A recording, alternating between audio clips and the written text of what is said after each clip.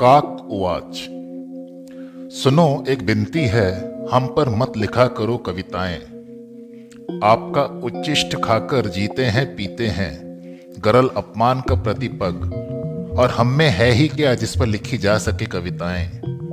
न रूप न रंग न गुण, आवाज तो माशा अल्लाह। जब भी मुंह खोलेंगे बेसुरा ही बोलेंगे। कुछ तो हो जिस पर लिखी जा सके कविताएं। ऐसा नहीं कि पहले हुआ ही ना हो जिक्र हमारा आपकी कविताओं में। प्रोषित पतिकाओं को, विरहिणी नायिकाओं को बेवकूफ बनाते रहे हमारे बहाने। अटारी या मुंडेर पर कागा बोला नहीं कि पिया घर आएगा, ऐसी खुशफहमी में डाल देते थे। अच्छा हुआ जो मोबाइल आ गए और आपका पर्दाफाश हो गया। अब तो पिया फोन तो नहीं पर मैसेज भेज ही देता है।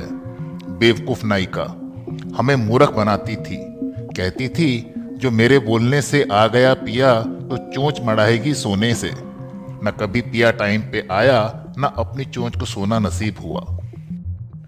चलो ये भी अच्छा ही हुआ, वरना कहाँ तक संभालते सोना मढ़ी चोंच इस महंगाई के जमाने में।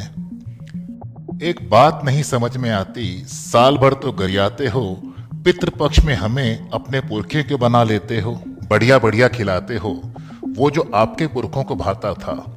ये नहीं सोचते हमें अच्छा लगता है या नहीं, बस परोस देते हो पत्तल में। खाते हैं कबूतर और गोरैया, हम तो छोड़ देते हैं चोंच मारकर। क्या तुम्हें यकीन है कि हमारे ही रूप में आते हैं पुरखे? क्या पुरखों के पापों पर इतना विश्वास है? फिर उन्हें स्वर्गीय क्यों कहते हो? सच बताओ, उन्हें फंसाते हो या हमें?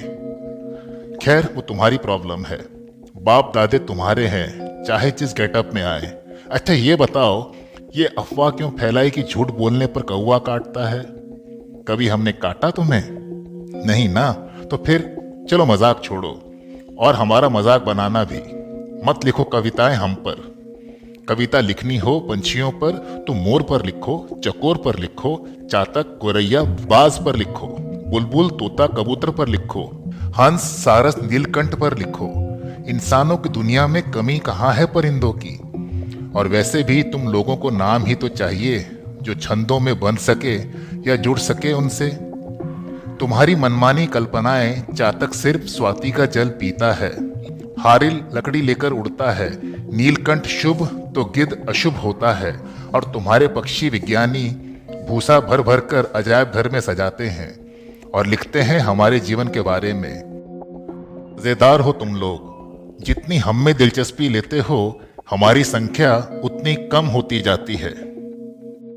चलो अगर जान ही लिया तुम लोगों ने हमारे बारे में सब कुछ, तो क्या फर्क पड़ेगा हम पर? हमें मिल जाएंगे हमारे जंगल नदी पहाड़। हमें नहीं चाहिए नकली घोंसले और लिजलिजी भावनाएं। तुम्हारे लिए भोजन या सजावट से अधिक कुछ नहीं।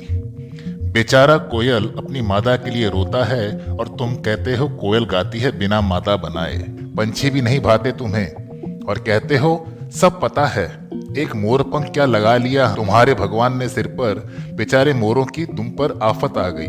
सुरखाब तो अब ख्वाब में ही मिलेंगे, उनके पर तुम्हारी कस्टडी में जो चले गए। सुना है आजकल गोरैया दिवस मना रहे हो, बढ़िया है। पहले गांधी ईसा को मारो, फिर उनकी जयंती मनाओ।